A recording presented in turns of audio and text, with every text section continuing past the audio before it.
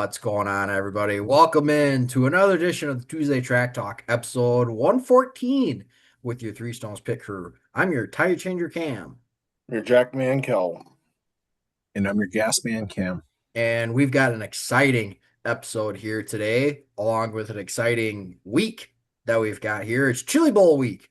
Um, if you, especially for me, if you see some glances kind of just randomly dart all over the place here, I've got the Chili Bowl race streaming to my right here.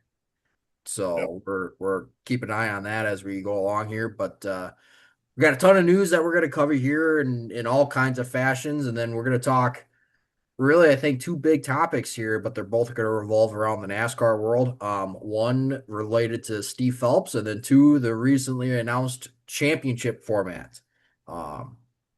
I think we have a big talking point there. So before we jump into any of those items, what's been going on, fellas, since we last reconvened with each other?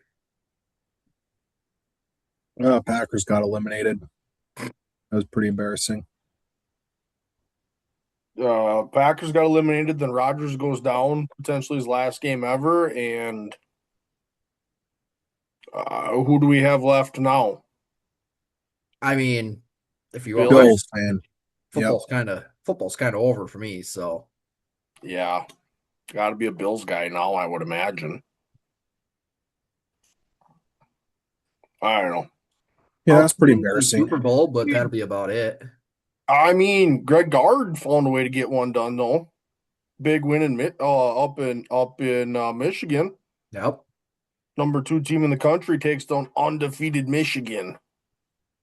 On their turf. Yep. Yep. Yep. It's always nice. That was a positive before the Packer game. I thought we had a little momentum going into that, but unfortunately, that was not the case. We just decided not to play football the second half. Is what I've decided. Yeah. So now it's the conversation around Matt LaFleur and what the plan is with him. But they want to keep him in Green Bay, but he's got 1 year left on his deal. But the other kind of obviously a lot of former players are saying there needs to be change and we can't be 7 seed going into the playoffs. And a lot of guys are kind of calling for him. But at the end of the day, they also might make him a deal that he just doesn't want.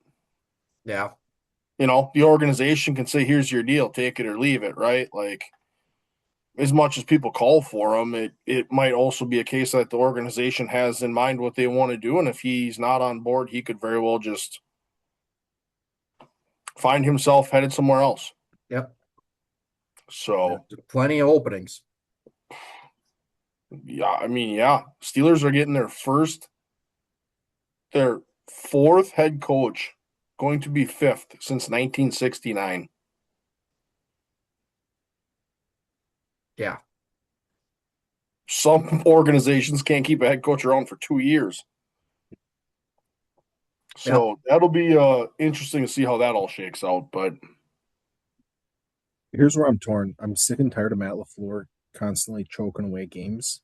I don't know if you saw some of the stats of the games that he choked away this year, where they were leading with by like double digits with 5 minutes left in the game, and they ended up losing. Broncos, Cowboys, Bears. I mean, there's like 6 games. But the problem I have is they're talking about if they let him go, he immediately becomes one of the most coveted coaches. Yep. So I guess if that is what he is, somebody's got to shake his brain a little bit and help him figure this out. But I don't know what that's going to take. Because you just that whole second half, you're just sitting there and you're just like, no way are we going to do this. And it's 21-6. And we're like, no way. 21-9. Oh, and they score a touchdown. 21-18. It's just like, we're not doing this. Sure enough, he did. Wasted 3.5 hours of that Saturday night. So See, so final point that I'm going to make here, football related, focusing on the Packers and Bears. In the 3 games this year that the Packers and Bears have played each other, the Bears have had 0 offensive snaps where they were in the lead of that game, and they won 2 of them. oh yeah, I know I saw that. Like that's bad. And they damn near had a third one. Correct. So that's my 2 cents worth. Yeah. But And this Bears coach is unbearable. So yeah. well, since we're tired of it, should we talk some racing? Oh yeah, let's brighten the mood a little bit, huh? Yeah. We'll cover the news here, and there's a lot of it. Seems like there always is this past handful of weeks. Before we really dive into our big topic of discussions. Cam, you want to kick us off here on the news? Yeah, I will. I'll go first. No shortage of news in the dirt super late model world. So that's the majority of my news here. But um, Lucas Oil announces the Big River Steel mini series for top 15 teams in the final 5 crown jewels of the season. Top 5 point earner will receive 100K, second to fifth, 40, 30, 20, and 10, respectively. So, There's almost bracket. It's bracketed like then it's 6th to 10th and then 10th to 15th. There's payouts for the top 15 teams. It's so much to read, but yeah, 100 grand, baby. It's Good chunk of feels change. feels almost similar to NASCAR's little in-season tournament they had this past year. Yep. So, Lucas Oil doing kind of their version of that. So, I don't think anybody's going to complain about more cash being added mid-season. That's outside of winning a race. So, kind of cool deal there. This is the time of year that you are starting to get driver, what you want to call it, Commitments. Commitments to what series they're going to follow, and we've got a handful of them. So, kicking off the first couple here. Max Blair, Devin Moran, Corey Hedgecock, Garrett Alberson, and Dan Ebert all announced they are going to follow Lucas Oil in 2026. On the World Outlaws side, you've got Gustin, Logan Zirin, Eli Johnson, Nick Hoffman, McCready. The surprise out of that was Tyler Erb announces he's going to run the Woo full time. And then Cody Overton, he's going to become an owner and driver.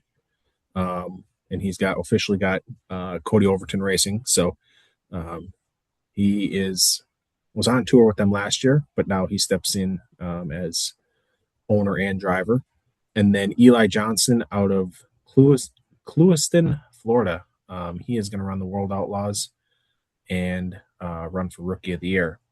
And then outside of that, he was teasing it. There was rumors going around that he was going to make the switch from Lucas Oil to World Outlaws, which thank the Lord he didn't. Davenport announces he's going to be an outlaw and not a part of the Woo gang. He's going to pick and choose this year. So not going to follow a series. Sounds like he said they're going to go to a lot of new tracks and hopefully obviously he said he'll be at all the big purse events. But outside of that, he's just going to pick and choose and hopefully go to some new tracks. So you can kind of start if you get a list, you can start compiling kind of the rosters of where everybody's shaking out. So speed weeks aren't that far away. So no, that again, you got to remember JD, his $2 million a year was when he was picking and choosing. Obviously, he won the $1 million race at Eldora, but he also won $1 million outside of that one event. So, Yeah. when a driver's happy doing what he wants to do and going places he wants to go, that can be a dangerous thing. I don't and I hate the think move, that's in going to all be him. honesty. Like, I mean, that's going to be him. Obviously, he's probably going to go to some new tracks that he has wanted to go to, or whatever.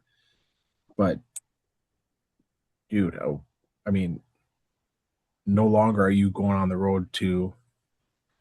Hate to break it to you, but I don't think he's going to be going to Knoxville. So you just can eliminate, he's going to go to all these tracks that he hammers at. Also, did anyone notice he has been very active on social media of late. Yep. He's got his X machine. That thing is fired up. And he was going at it with the Knoxville Moths about coming down there for the Knoxville Nationals.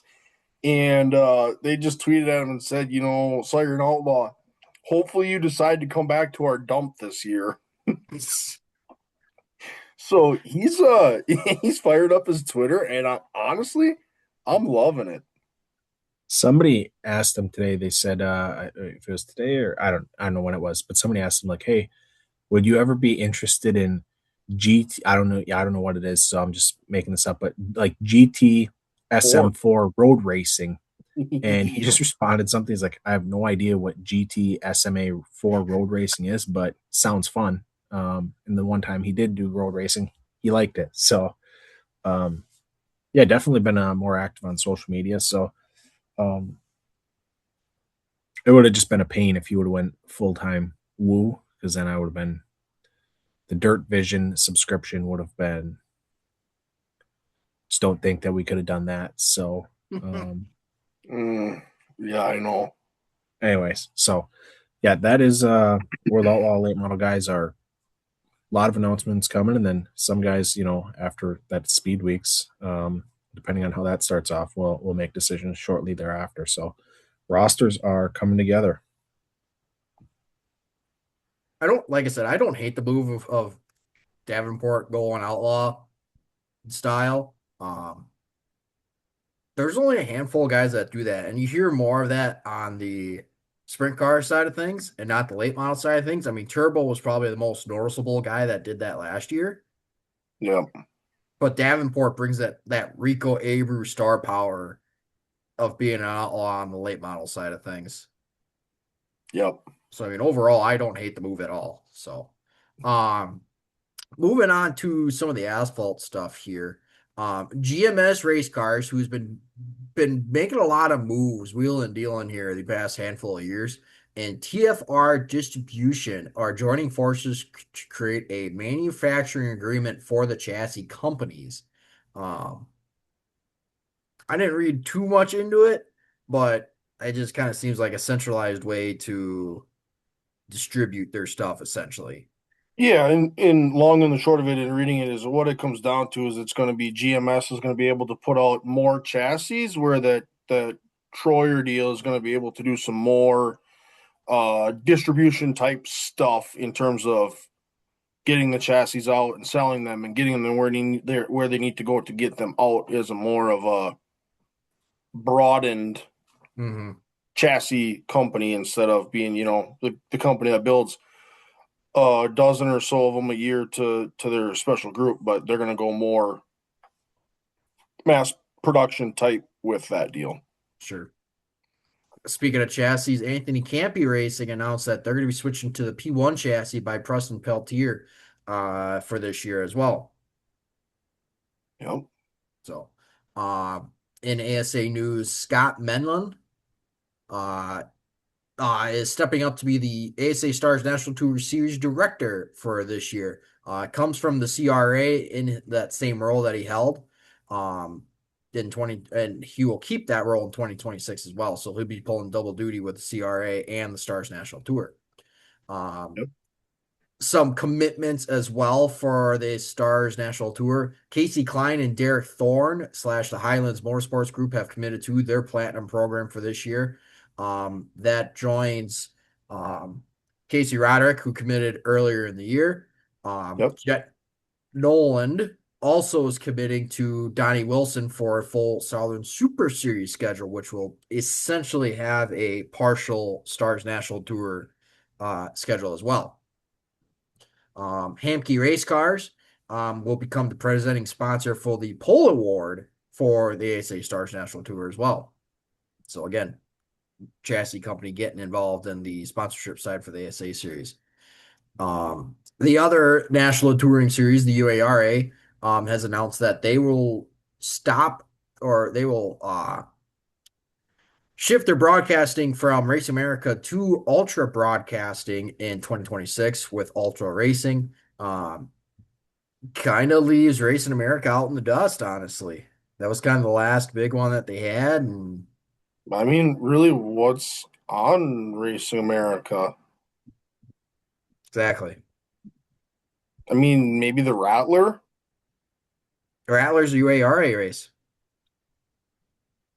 There you have it. But that's what I'm saying. Like, as you think of when you get to March and some of the bigger races that were previously on Racing America, Yep, like obviously the Snowball Derby was a big one, but that's on flow now. Yep. correct. So, and then the UARA also announced a 10 race pure stock series and a 12 race over five tracks Crown Vic series. Quoting that is it is more than a series, it's a statement. And they made a statement by suspending and handing out penalties already in their Crown Vic series. Dude, we were dealing out penalties for cussing. We're handing out $500 fines for running antifreeze. We had guys running into each other under caution. I mean, nothing like starting with a bunch of fireworks for They the made a first race of statement the in race year. one, that's for sure.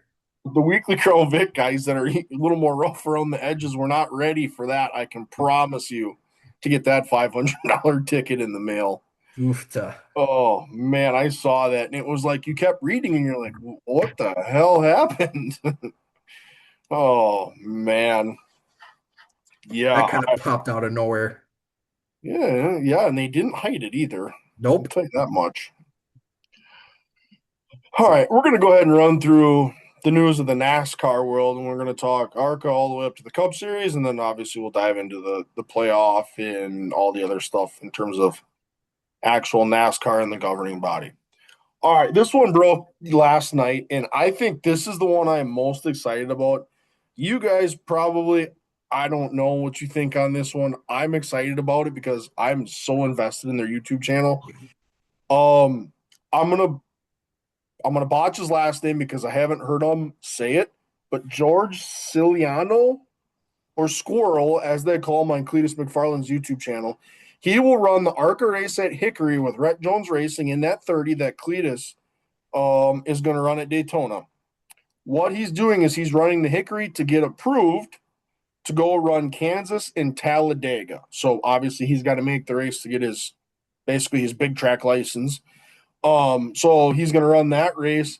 Heatwave Visuals, a company they've worked with for their sunglasses, will sponsor all three events for him.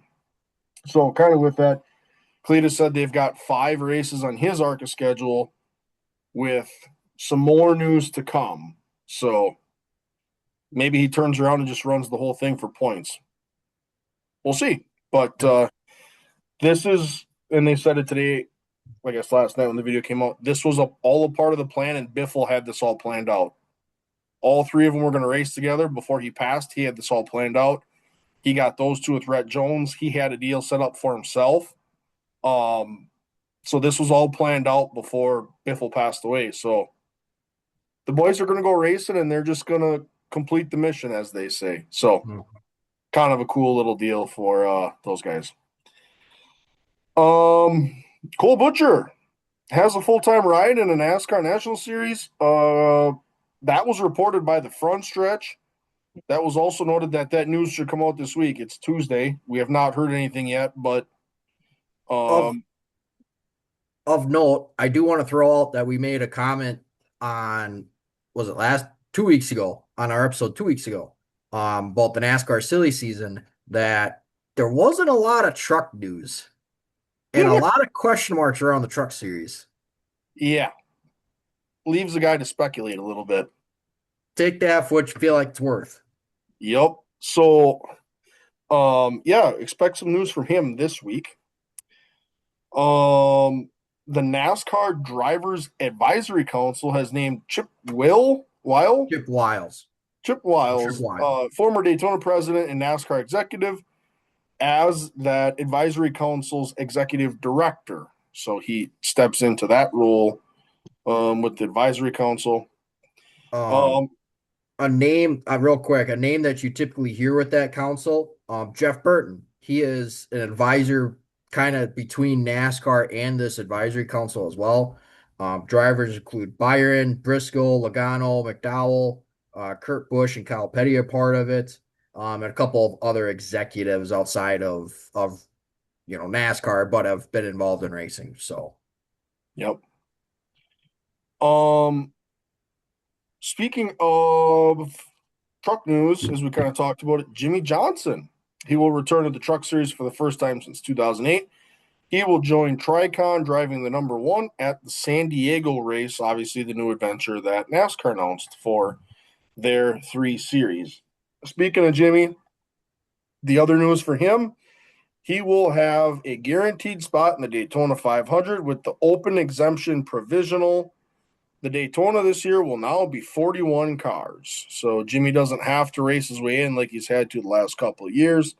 Um, so he will be guaranteed into the Daytona, making that field 41 cars. Uh, that's also pretty much saying that Trackhouse Racing is going to be busting out their garage or that 91 special that they got for this year. yep. In other truck news, I feel like, man, we're heavy on the truck news this week. Colleague Racing announces their driver lineup for the Race for the Seat reality TV show. Um, it's a wide array of guys. Grant Griesbach, who we've talked about previously, had a really good season. He's a part of the show. You've got Carson Ferguson, a dirt late model guy. You've got a whole slew of late model stock Landon guys, Hoffman. Yeah. from weekly guys to cars tour guys, and even a few modified guys in there as well. So, um, if you're looking for that, check out Colleague Racing. There's no shortage of promotion on that whole operation. So, Stay right on the Colic news. I don't know that it's on there. What they just announced today. It's oh on the yeah, spreadsheet. Yep. yeah, Tony Stewart. Tony Oh, Stewart is going to race the trucks at Daytona. That is, he's going to race in Colleague's All Star truck. He said he's Yep. raced everything else at Daytona except for a truck, so he's going to check this one off the list. Yep. So, It kind of makes sense with obviously Ram being a Dodge product and him running a Mopar Dodge product and his drag racing series and drag racing. it I'll just give them leads you to both. speculate who else is on the list. If we're, I don't want to say reaching. If we're pulling Tony, Tony's been out of the seat for a while now. Well, I think they're this more. If you watched the awards show last week, I voiced my thoughts on them, and I think this is more PR stunts than it is serious about winning. Honestly, do we I give mean, Tony the over under on about 20.5 laps before he's wrecked out? I mean, like, you're gonna throw this guy in a truck who hasn't raced at Daytona, and then you're gonna throw him in a truck and be like, with guys that typically don't have a lot of experience. yeah, you get the 18-year-old kid, the young guns that they're going for the checkered from drop of the green flag. So I forget who said it in the ARC race a couple years ago, but it was I'm gonna keep my foot on the pedal until I see God or the checkered flag. Yep. Yep. So So we'll see how that shakes out. Um, Kind of in the last little bit of news here, Brad Kay will not race the Clash of Bowman Gray. They have tapped Corey LaJoy to drive the 6 car. As Brad continues to recover from his slip and fall when he broke his leg. Did you catch that? That I, was, they asked him what happened. He got out of the truck and he slipped and fell, broke his leg. So he was not actually skiing or snowboarding. He just slipped and fell. So, um some people question why Corey LaJoy. He is tapped as the team's reserve driver. yeah. So if anybody were to go off for illness, child, whatever the case may be, he is their contracted guy to step in. Yep. And then the last two pieces, we're just going to kind of roll right into it because I think this leads us to the conversation of today. NASCAR has announced that Steve Phelps has resigned from his role as NASCAR commissioner. Mm-hmm. Secondly, to that, they announced yesterday on January 12th, NASCAR has announced that the playoff system for their three national series will go to a straight 10 race chase on the Cup side, including 12 or 16. Xfinity will be 12 or O'Reilly's, and the Truck Series will be 10 in terms of that. So you have a 10 race chase for your championship for the Cup Series. So, I how do we think, want to unpack this? well, I think we start with the Steve Phelps news because I feel like we're going to want to kind of dive a little bit deeper into the playoffs portion of it. Um, Honestly, obviously the Steve Phelps news is, I think in reality, holy cow. Sorry, Chili Bowl. Big old flip. Oh They were boy, three wide there. Did you see it right before that spin? They were Yeah. racing pretty good there. We're in D-main territory right now, so that thing was Hey, 10 feet off the ground, too. he yeah. threw his steering wheel at the top. He's good. Yep, he's just angry. Yeah, the Steve Felt news, obviously coming off of the lawsuit. Yep, and this is the first big hammer that drops from that lawsuit as well. We all knew that there was going to be some kind of hammer that dropped, if not many. And this was the first one of it. Was it, and I guess this will be the first question I pose to you guys. Was it something we expected to see, or are we a bit surprised by this? Yes and no. I think when the communication of, I'm going to say this nicely, the shit talking of the teams and some of the owners and the drivers, when that got brought to the attention of the public, I think NASCAR itself took a lot of heat for him. Hmm. And it led you to go, who internally still is going to go, yeah, he's my guy. Like, he shit talked all of our owners and drivers, but yeah, he's my guy. Like, Yep. that becomes the conversation of, oh, and then let's roll it into the lawsuit as that became a part of the lawsuit. And now we're coming to Chill just testified, and now we're going to talk to Rick Hendrick, and Joe Gibbs is going to be coming up, and we're going to talk to some of these other guys, and all of a sudden, oh, nope, we got a settlement. I think that's where it just, there might have been more coming, and we didn't hear anything of it. And I think after those moments, those started to become conversations of, okay, we're going to start slowly removing him from some of those conversations in NASCAR, in his daily operations, and he may just decide to leave because he's the guy that's leading us. But how can we get behind? How can we reprimand this now in terms of the damage that's already been done?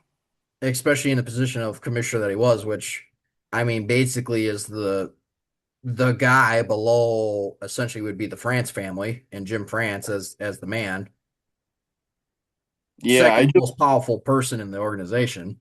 I think he just ruffled too many feathers too hard, and it's like when you see that stuff and everyone's taking heat for it, it's like if you're the guy below him or somebody that works in NASCAR and everyone's going, "What's his deal? Why is this going on?" At some point, you just get tired of it and go, "It's not. I don't know. Go ask him. It's not me, right?" Yep. Like you start to take the heat for it, and it's like, don't go ask him. He said it. I didn't say that, right? Like it was very black and white that it was him that said it, and it didn't come from somebody else, right? So Yep. I started to wonder if people maybe lost faith in his ability to lead the organization in a positive manner, if that's what's going on in a closed door setting. That you kind of start to lose the people, and when even when you're in that higher position, if you lose a lot of people, it's hard to come back from that. Not only that, but the stuff that gets leaked. I mean, I I don't know. I truly believe in this world, time can heal all relationships. But from a team perspective, like, how do you look at that guy? I mean, he's got a long ways to go to mend a lot of relationships with a lot of people within the sport. Mhm. And for him, how do you stand in front of the team, in front of all those people that you were saying stuff like that got leaked, or put out to the public, and they find out about it? How do you stand in front of them? And I don't know. He definitely got some. He felt the heat from the lawsuit and everything that happened. And then as the teams, like, how do you look to him and be like, how do you respect him after some of the things that he said about teams and so on and so forth? So he I dug think his own hole, and I'm sure there probably would have been, in a way, there is a way to move forward from this, but at the end of the day, I don't know. Some people live, the damage was done. Some people may never respect him anymore. Um, yeah, was just not. I feel like this was the first domino to fall in what everybody in the racing community was. Everybody was putting two and two together. I think the other part that doesn't help Steve Phelps' situation too is that there was other things going on other than the lawsuit that around NASCAR. Obviously we're going to talk about the playoff format, and that was a big topic of discussion going on. Um, ratings was a big discussion for a while. The car performance is a big discussion for a while. So there was a lot of things in NASCAR itself that was in discussions. And when you're that man in charge, you got to answer. Everybody answers to him, Yep. and ultimately, you're the one that guides the ship. So what happened to get to this point in that lawsuit? Not that the lawsuit itself was the nail to the coffin, but everything that spired out of that. I mean, each one of those things that comes out, that's another nail that got put in. Yeah, and I don't know. When you look at the news and when it came out, there was a lot of mixed reviews on social media when he stepped away. It was, oh, the sport just got so much better, and then you had the other side going, this is going to set us back. But then there was other people going, we need to just process this for a little while to see how this plays out, right? Like it was very vocal, and the thing of the matter is unfortunately, we're really not going to find out until we get to the middle of the season. We're really going to start to find out and see some of the TV deals and this new package that they put together for the short track car, and now the now newly announced playoff format, right? Like it's just going to take some time to really see this out. So we're going to have to kind of see how it shakes out to really know, is the ship headed in the right direction? Who did they put in that role? Is that role being dissolved? We're just going to find out with time, unfortunately. Say it's the old adage: wait and see. Yep. Do The only thing we that'll tell is time, and sometimes that's just what it takes. It's just unfortunate. do we feel like that we got to a point where, all right, we can't get any worse and we can only go up from here? Do we feel like we got to that point? I mean, the lawsuit got ugly. The lawsuit, we were in a very dark place for the world of NASCAR. And we knew it was going to have to, when it first came out, we knew it was going to it's sometimes it's got to get worse to get better. Yep. At some point, I feel like it's, when you're at rock bottom, it's like, what else do you have to do? Like, it's rock bottom. Can we go any further? Can we go in this? We can't go any lower than this. And then at that point, it's like, well, can't go any lower. You might as well start swinging for the fence. Let's start making changes. And I would say, yeah, this off season, what we've not even this off season, but this last kind of year, I would say has been arguably, I would say, one of the worst spots the sport's been in a long time. Yep. So, um, And yeah, you see it too. Not only that, but you see in every working relationship, business wise, there comes a point in time where it's sometimes you just need a change of leadership. Um, Somebody else has got a different vision, different ideas, a different voice, and I felt like you said, with everything we've been dealing with, playoff formats, this, that, and the other thing, like I think this is going to be I don't want to say reset, but it's definitely going to be, I feel like, a breath of fresh air and kind of a restart for everybody involved. Um, I also think that when you've got like, I think the most notable one was Mark Martin. Like, he's got some pull when he says something. And obviously Dale Jr.'s been vocal on his podcast as well. I don't have the exact points, but when those two are saying stuff about the sport and how the lawsuit went and just how the product is and this, that, and the other, like if they're saying it, the fans are saying it as well. And And Mark was one that was very much beating the drum of the people around him that were saying playoff format. He said in the announcement, I almost got kicked out because of the way I wanted to push this so hard. Like, he was a man of the people that were behind him.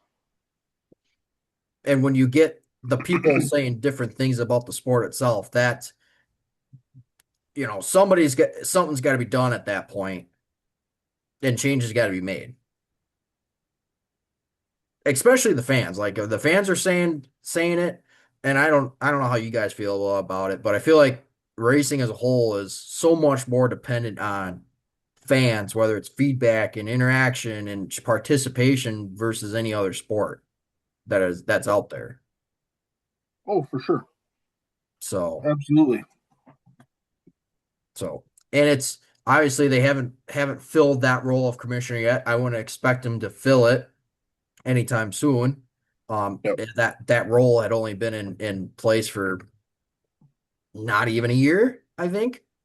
Yeah, it was either a year and a half or just under a year. One of the two. I can't remember when we talked about that announcement. So, And then obviously like Steve O'Donnell still head of competition and in his position as president as well. Um, and responsibilities have been split up throughout the company as well. So yeah, time will tell. Hopefully we can kind of get in that same spot of where we were and is it going to be we're going to fix this in a year? Absolutely not. But if we can make those small steps year in and year out, I mean, I think as a race fan, that's all we can ask for. yep. Yep. Absolutely. Speaking of change, are we ready for this or what? I'm ready for it if you guys are. All right. Okay. Let's talk. NASCAR announced their new playoff format. Um, NASCAR's announced a new playoff format. Here is the long and the short of this announcement. Basically, it's a straight 10 race chase for the top 16 point earners through the first 26 races. So, no elimination formats anymore. They made a very big point of the no more of the win and you're in. That does not matter anymore. With that, there's been an emphasis on winning. They've now bumped a race win from 40 points to 55. So there is a larger emphasis in points on winning. Um, at the end of the regular season, there will be a 25-point advantage for the regular season champion, per se, um, over second. And then the points are kind of staggered all the way down to 16th, where the one seed will have a 100-point advantage over the 16 seed going into the 10 race chase. Basically, it's a set seeding of the top 16 after the reset. Bonus Once points you, are there's no bonus points. yep. It's all right, everybody knows this is the seeding and the points going into the postseason. Stage points will still be handed out, correct? Correct. Yep. Everyone's favorite, the fastest lap point, is back. Yep. Um, and we're just gonna race for the top 16. There's no more winning you're in, wreck 'em, and we're gonna have the top 16 have 10 races to decide a champion. May the best man win it. May the most consistent man win it. Initial All right. reaction. Let's just cut to the chase. What's your initial reaction? Love it. Love it.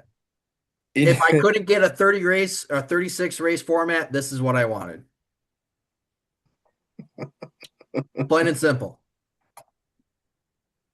What I find interesting though, and that Oh boy. no, what I actually like though is that you're you're keeping stage racing and awarding the points out that way, but it doesn't affect your playoffs at all. Again, with the set point structure for Yes. your top 16, I can appreciate that, and it still keeps the importance, especially of stage racing in the playoffs to help your advantage, or not your advantage, but just help your chances throughout your postseason. Yes. They are He's a not big awarding playoff points anymore with the stage points. Correct. It's just stage points, no Yep. playoff points anymore. The structure of the races themselves are not changing. The race itself you saw last year is what Yep. you are going to see again this year. That is not changing. They've said that that's what they're going to stay true to. So you're basically racing for stage points, wins, and fastest lap. There's your ticket to the playoffs Yep. or chase. I gotta get used to saying that now. Yeah. Same. So we're now back to the chase, and I hold on. The group chat was On firing fire on today. it was firing on You all. you fellas were starting to get me a little fired up. But Cam, you need to get your input in this on this well before we really dive into this. He was all in on that too. um so the more I think about it, I've got a couple counterpoints, I guess, to this. One, I guess I was getting you guys fired up in there. I think it's better than the 36 race chase. Because you do this, it's just like Larson having it wrapped up by the time we get to the Coke 600. Like, you can just shut her down for the year. You don't have to watch anymore because it's like, all right, he's got it wrapped up. So, it's a step in the right direction. Um, I guess my question to you guys is,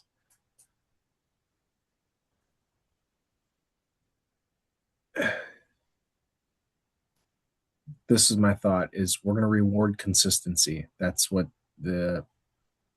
seems to be what's going around. Yep. But I guess, in what other sport in this world do you reward consistency?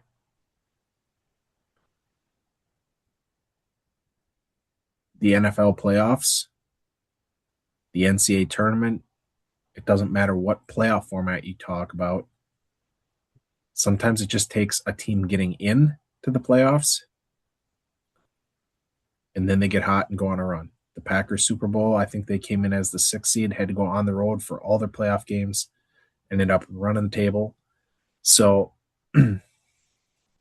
I don't know. I just had that thought. Like, you guys want to we want to just reward consistency, and it's like, well, geez, the Wisconsin Badger football team doesn't get rewarded for consistently being, 6-6. The best college football team doesn't get rewarded for being 8-4 every year. Okay. I'm gonna follow that point up a little bit. Here are your 10 races. Darlington, Worldwide Tech, Bristol, Kansas, Vegas, Charlotte Roval, Phoenix, Talladega, Martinsville, Homestead. That is your 10 race chase. So I feel like we kept relatively the same. I feel like the structure there is relatively the same as what we had the last, in the last couple rounds. So you got a restrictor I plate, a believe road we course. eliminated one race from the playoffs. Because Homestead got back in, so you are correct in that. Daytona would be the one that gets removed. I No, Daytona was this past year was the one to get in. hold on a sec. Let me do this.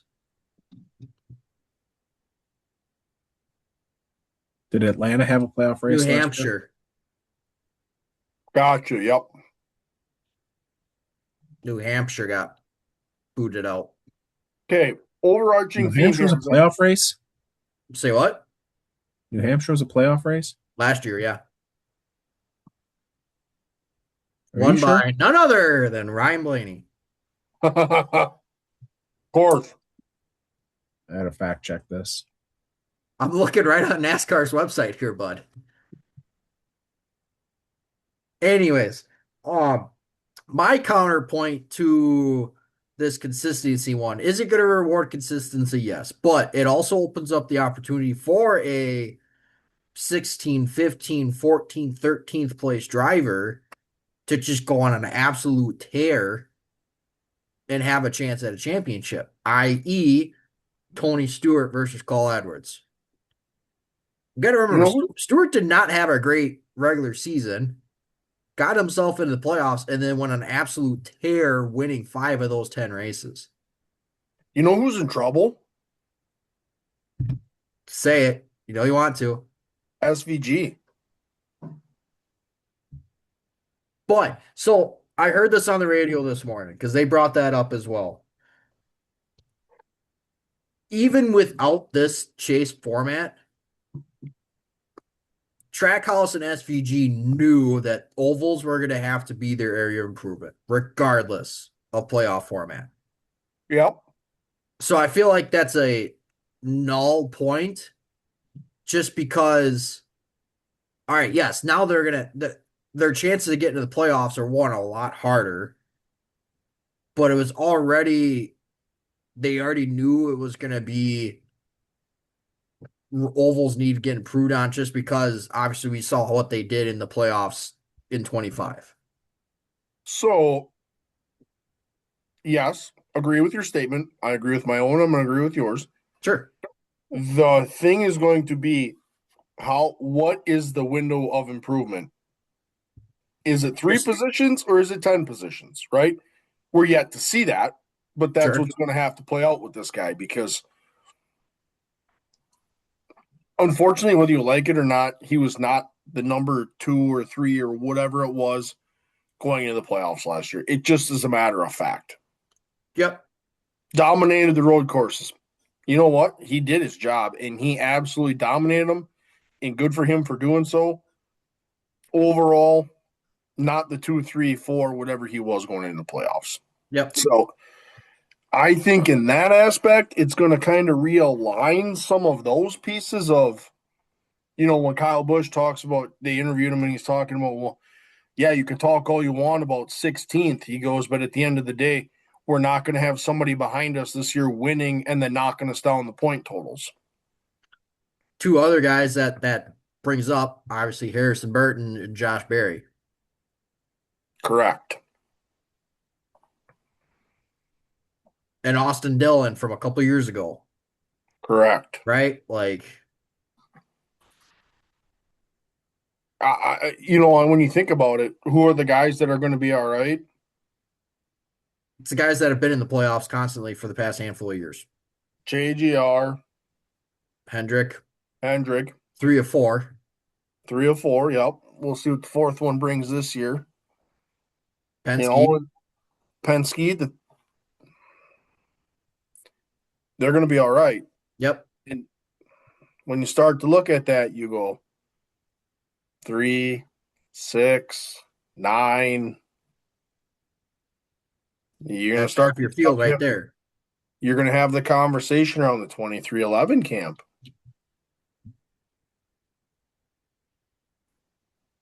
You're going to start to have the conversation around Trackhouse Racing. Because they had one in last year. 2311 had two of their cars make it in. Yep.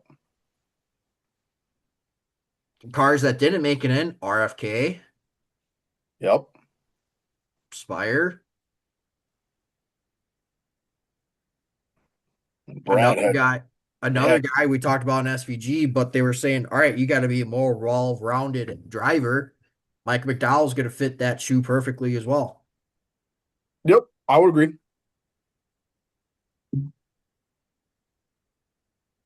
So it's Stenhouse, Suarez.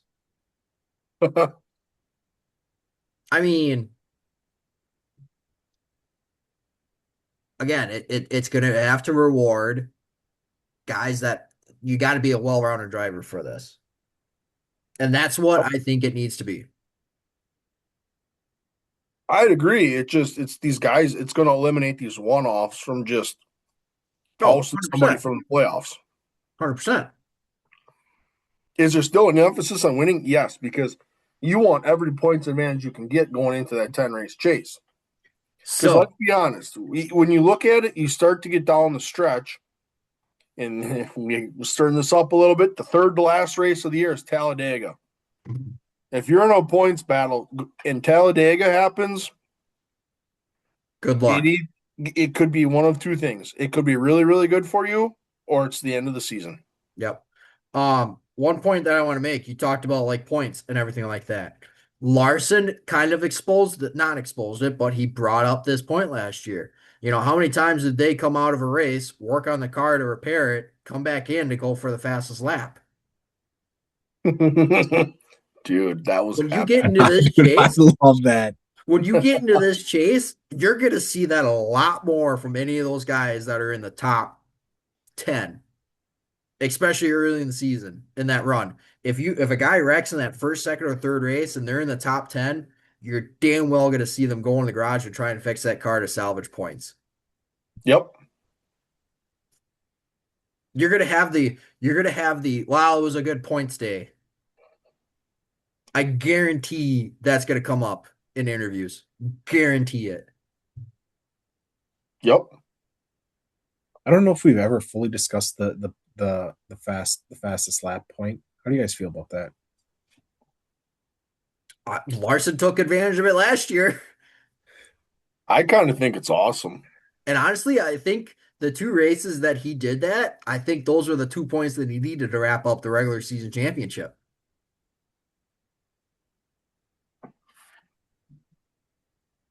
It makes guys go for something. Now, I think they should, like Kellen, you brought it up in our group chat. They should bring back laps led. You led a lap, and you led the most laps. Yep. There should be. Somebody's just going to always go out in qualifying trim. Let's just get that. Well, that fast lap point. Okay, so here's another thing, and I know you guys aren't gonna.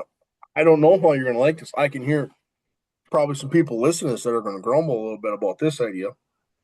And I started to think about it a little bit. You want guys to run up front. Okay, instead of giving you a point for leading the most laps of the race, maybe we give you 3 points. Maybe we give you 5. Maybe we give you 5 or 10 points. If you lead the most laps of the race, here's 5, 7, 10 points. I wouldn't go any more than that. That starts to get to be a lot. I'd start with 5. Here's 5 points for leading the most laps of the race. You led the race the most. Yep. All right. So go ahead and play devil's advocate. I'll start grumbling. How many gimmicks do we want to put into this sport before we get away from the that used to be an award in the 36 race point format in the old Winston Cup days. But I feel like it's just like we're just gonna we keep adding gimmicks, stage points, this point at you keep adding too much, and it's gonna be like, all right, as long as we start the race, we're getting. You know what I'm No. saying? Like, Well, I what I want to avoid, sometimes less is more, I don't and want and guys I riding around going, I know I need to finish 8th today to have a good points day. I think Cam, I get your I point. want to continue to push the envelope on this. Okay. So with that point, you're going to get finished position, stage points, fastest lap, most laps led. That's 4 different ways you can earn points in a race. Cam, I think I get where you're getting at too. We're like, all right, let's just say we're talking about getting to the 16, right? Where a driver could make or break the top 16 by 2 points because whoever was in front of them led a lap in 2 of those races. yeah, and then you're gonna be, to the average fan, you're gonna have a green and white checkered. You're gonna have the blue stopwatch. You're gonna have all these different gimmicks on the scoring pylon, and to the new fan that's watching a race, they're gonna be like, "What do all those symbols mean?" Well, they led a lap, so they get a point for this, and then this person led the most laps, so that's why he's got 2 flags next to his. I don't know. I just think it's a fine line of, I don't know, overcomplicating the situation. No, I get your point. Um, I I don't know. I'm eerie on this yet. I'm not doubting, but I'm also not like pumped. On what? The playoff format? Yeah. really, I guess so. So I'll pose this question: What are your Yeah. guys' thoughts on the track selections? So I was going to talk about that. Let's go down the list. Darlington, Worldwide Tech, Bristol, Kansas. So the first round is all ovals. Pretty much when you look at it, Larson at Darlington, Larson at Kansas, Larson at Bristol. stop, stop. Worldwide Tech will probably be Blaney.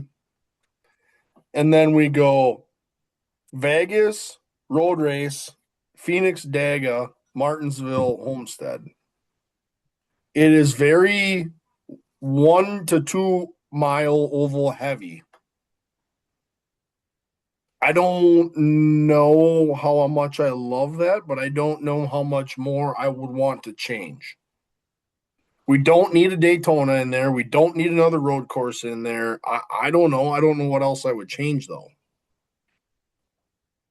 You got a short track, you got a super speedway, you got a road course, and you got a handful of intermediates. Do you want them in different order? I probably would put Talladega closer to the beginning of this 10 race chase. I don't love Daga being the third to last race because that I'm just telling you, at some point that's going to start mathematically just end of stage 1. We're going to wreck 15 cars, and that's going to mathematically eliminate half the guys to win in the championship I don't disagree with that. because there's going to be a bad pit stop somewhere. Yep, I don't disagree with that. So I think that would be a little earlier. I don't know what you put there though, because then what do you put down there? A Vegas, a Kansas, a Bristol. Like, I I got don't one know. for you. Okay. A Dover.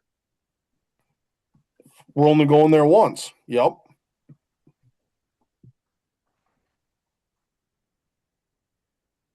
You kind of got to be careful because you got Martinsville as the second to last race. So that'll be your short track bull ring, run them over if you gotta. Um,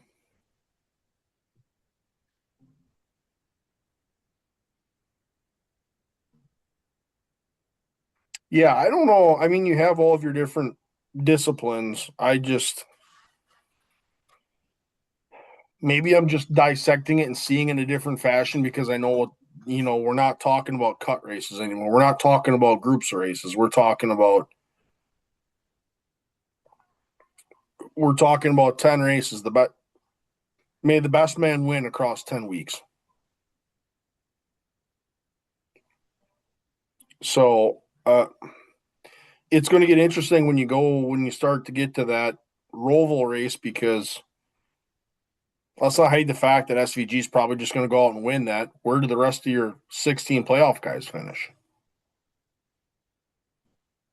Throw him in there, and where do the likes of Blaney, Byron, Larson, Bell. Logano, Bell, Yep.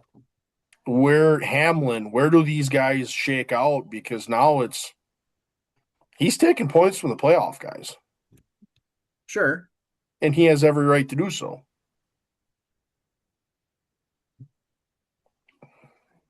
The Charlotte's probably where you're going to start mathematically eliminating guys. The Charlotte race, the Yeah. Roval, Yeah. yeah, that's when you go, okay, the bottom four can no longer mathematically win the championship. Yep. And you're going to start to go, when you get to the Roval, you're going to go, okay, the bottom four are eliminated, and the next three have to mathematically finish in this position to keep themselves alive. Yep. Like, you're going to start doing that game. I would agree. And then you go to Phoenix, eliminate a guy or two, and then like you said, Talladega is where you're really going to flip it on its head. I'm going to say coming out of Talladega, you're going to have four guys racing for a championship. True. I could see it. Could see it. That race is going to blow this thing up, because we're, like I said, somebody's going to be at the wrong place at the wrong time with a bad push or a bad try to get to pit road, Yep. and they're going to either get wrecked by someone else or wrong place, wrong time, and that's going to be sayonara, a title or a chance at a title, no matter where you are. So I don't know. As I look at these tracks, I'm looking at the playoffs different this year, and you have to, because obviously the format has changed. And who's I'm just seeing obviously I'm seeing a different lens of thinking about these groups of tracks. well, the other thing too is obviously like this schedule came out obviously before we announced the playoff structure as it was too. And you know Yep. you're going to be sticking with this for a while. Like you can't just do a one and done of this playoff format. Like you got to go, I'm going to say 5 years of this. All of that. Yep. And that allows, and Mark Martin brought this up when he got interviewed after this was announced. He brought up that and he did it specifically around the point of going from what was the playoff format to 36, where like that's super hard to do because now you've got contracts, whether it's sponsors with drivers, drivers with teams, tracks with TV broadcasts, TV contracts. Like there's so many layers of contracts that get brought up, maybe having to get renegotiated or terminated or whatever the case may be because of that change. Where, okay, now if we run this for if we do this, one, those contract issues aren't as drastic. And two, this gives us time to renegotiate stuff, knowing that this is the format. Yeah. I mean, in reality, the other variable you have within that is now, our playoff format or our chase format is now going to be consistent. Now you're going to start playing with what tracks you're going to at what point of the year. We obviously have now what is going to be this year. Okay, I guess now they look at it and go, are we going to take an intermediate oval out of here and put a road course in there? Are we going to stick a short track in there? Are we going to go to another plate race, right? Like, we know that this format is going to be concrete for a while. It's going to be the other variables of the sport now that are going to get changed. Yep. So,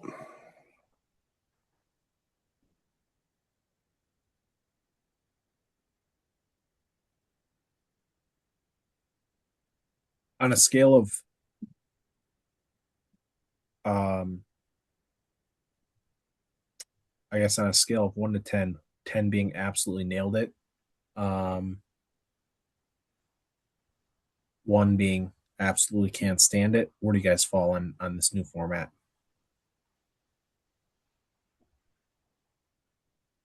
I mean, gut reaction for me is an 8.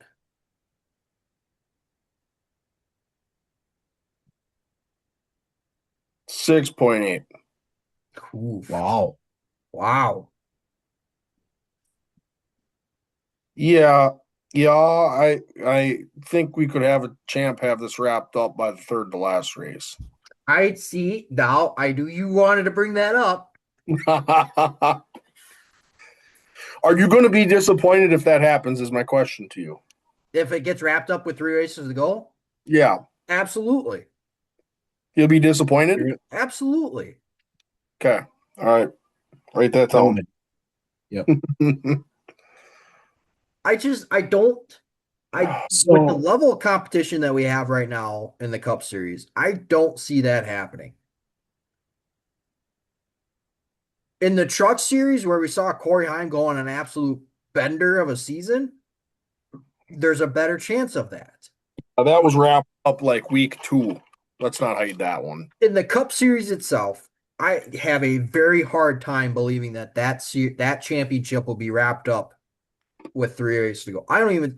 That championship will be decided at the last race. Now, the number of drivers that could be in participation of it, I could see being only two drivers at a Homestead. But as far as it being wrapped up with with 2 or 3 races to go, I don't see it happening. Okay, so you're still saying it's going to be a head-to-head last race of the year. At least a head-to-head at the last race of the year. Okay, all right.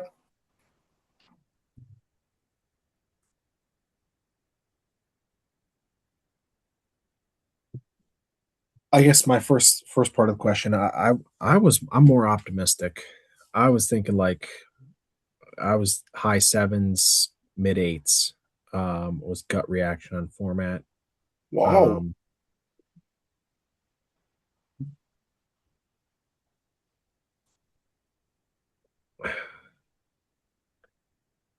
I guess I feel like a 10 race stretch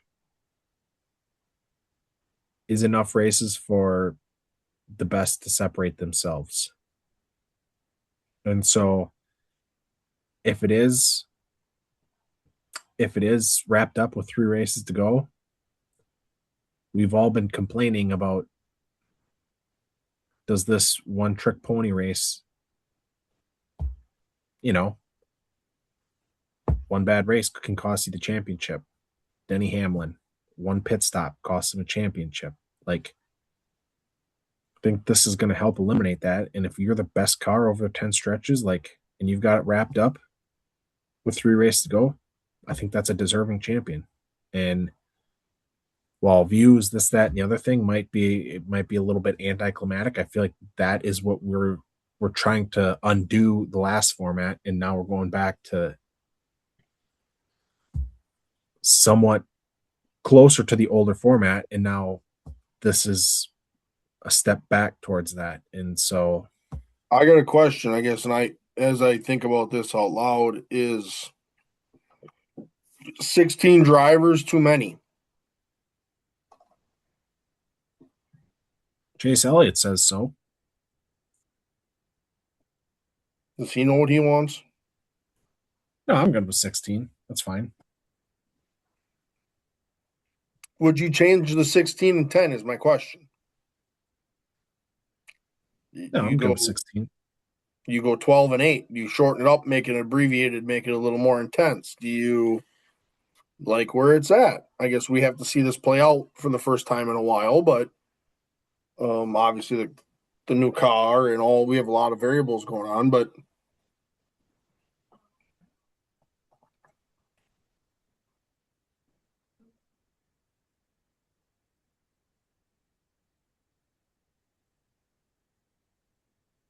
Yeah,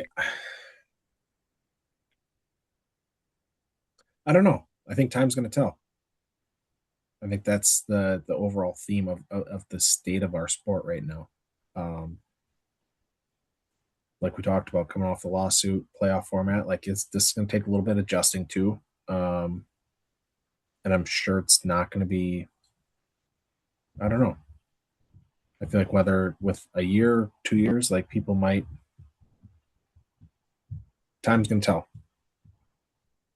There's going to be both sides of the spectrum. Some people are going to love it. Some people are going to can't stand it.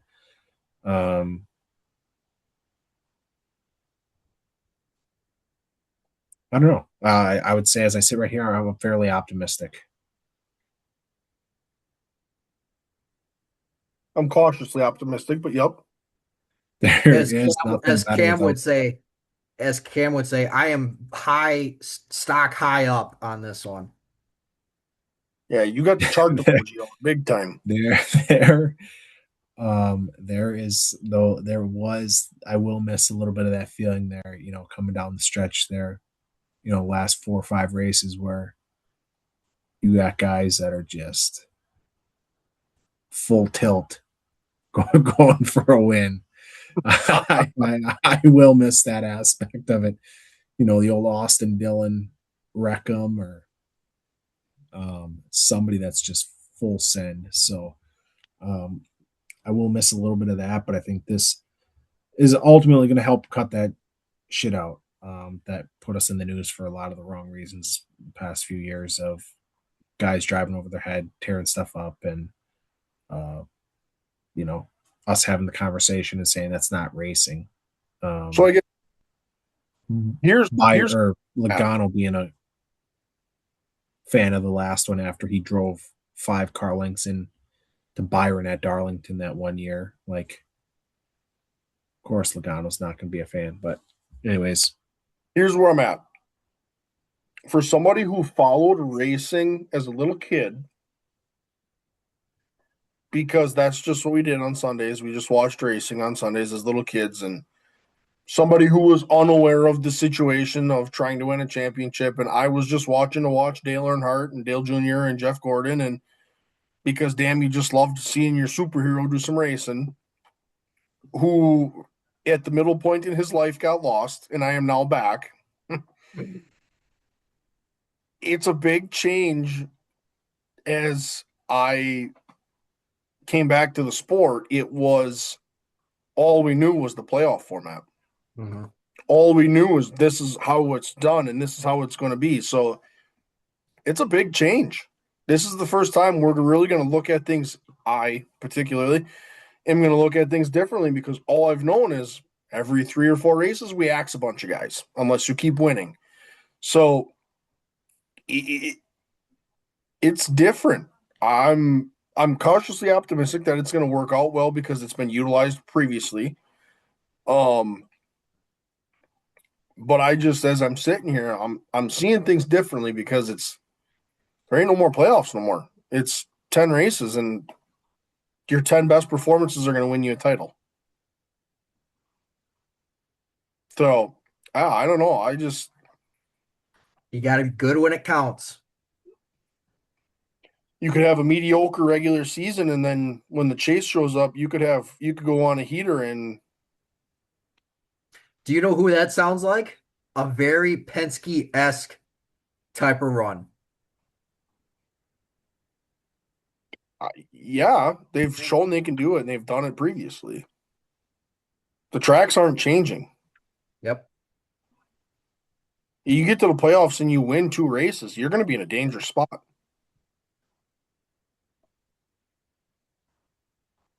I don't know. I'm looking forward to this. Yeah, I'm intrigued. I'm very much intrigued. Like I said, very cautiously optimistic. So, um, any final thoughts here, fellas? no, I think you know, our sports, I feel like a little bit in uncharted territory, a lot of unknowns, a lot of changes. But I think, like you guys said, overall, optimistic and hopeful. Yep, for sure. And these midget, the old chili bowl is getting rammy. Oh yeah, You guys Plenty might of have missed it, good but infield though. JJ Yelly went 7-2 in his qualifier. I did see that. Dude is getting himself ready to go for tonight.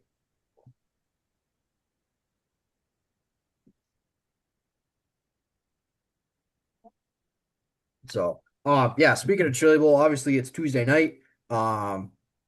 racing the rest of the week here. Kyle Larson won last night. We are currently in qualifiers for Chili Bowl this week, and we got obviously the rest of the week ahead of us.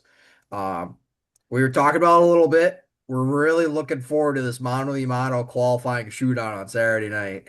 Oh, dude, that session is electric. Really looking forward to that. All on flow racing. Saturday's obviously the big night for the Chili Bowl with obviously however many mains they're going to end up running. The mono a mono qualifying with your top 10 that are locked into the A main. And then obviously as you get down to the C's, the B's, though that's when the intensity ramps up for this. So um really looking forward to that. And we'll recap it next week. The Yep. Chili Bowl. We also got the Wild West Shootout this week. We could always show it real quick. I know this really. I'm gonna put this on you real quick because we probably weren't gonna do this segment, but if I had to give a wheelman of the week, I'm gonna go ahead and give it to this young kid out of Minnesota by the name of Blake Adams. He's in running the X mods. He's won both of the features and he's driven his mod. So he's racing both classes and he's finished in the top 5, I believe, or top 6 in all 4 features that they've run so far, including 2 titles. Damn. So that kid apparently won 40 some races last year. I don't know how I missed that, but he won 40 some races last year. He's won both X mod features already out at the Wild West Shootout. So it's a black and green 40 when you're watching the Wild West Shootout. Well, he's probably going to be at the front the way that you're talking about him. Yeah, the kid drove right around Ken Schrader the other night. Just poured it to him and right by all the veterans he went. It was insane. But yeah. So that was kind of, I saw that and I'm like, Jesus, that kid's just pouring the coals to him. Yeah. So yeah, there is some racing to watch finally. Yep. We're getting Lots there. of it. Lots of it. And for those that are curious, as we record here on a Tuesday night, 33 days until the Daytona 500. Yep. So cool. Any final thoughts or any other things you want to throw out here, fellas, before we sign off for the evening? Nope. I was just checking the X machine real quick and really not since we've jumped on nothing really has shattered the world in the last hour and 15 minutes or so. Fair enough. Go racing. Yeah, Nope. so be sure to tune in next week. We'll cover some more of the Wild West Shootout and Chili Bowl as the weeks progress on here. Speaking of, Ricky Thornton Jr. pole for his qualifier as we start to roll out on that one. Drake Troutman, Yep, little bit Drake Troutman nervous. in this one as well. showing up there. So, Yep. but yeah, be sure to tune in next week as we talk about those races. As always, make sure to comment, like, subscribe, throw in your thoughts as far as what the playoff format, what your thoughts are, even the Steve Phelps news that comes as well. We're always like your feedback. Yeah, again, be sure to like, comment, subscribe, follow us on all the social medias. And until then, we'll see you all next week on the next episode of the Tuesday Track Talk.